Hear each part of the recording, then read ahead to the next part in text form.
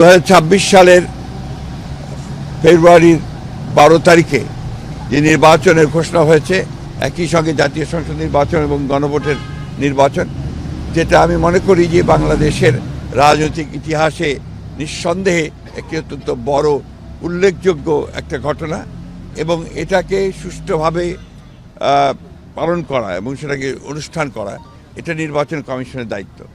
আমাদের প্রত্যাশা যে নির্বাচন কমিশন একেবারে নিরপেক্ষভাবে, সুষ্ঠুভাবে, অবাধ এবং একটা গ্রহণযোগ্য নির্বাচন অনুষ্ঠান করবে এবং এখানে সকল রাজনৈতিক দল এবং প্রার্থী তারা সবাই সচেতনভাবে এই নির্বাচনটিকে একটি উৎসব মুখর একটি নির্বাচনে পরিণত করবেন।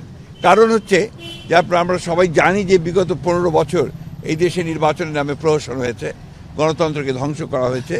সুতরাং আজকে আবার একটা সুযোগ সৃষ্টি হয়েছে ছাত্র জনতার গণ অভ্যুত্থানের মধ্য দিয়ে।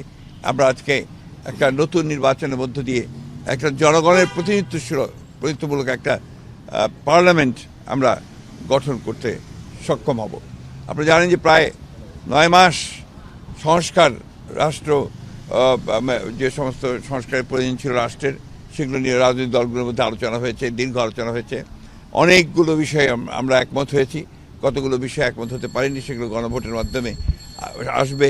এবং একই সঙ্গে আমরা মনে করি যে আজকে এই নির্বাচনের মধ্য দিয়ে বাংলাদেশের গণতান্ত্রিক ইতিহাসে একটি নতুন দিগন্তের সূচনা হবে।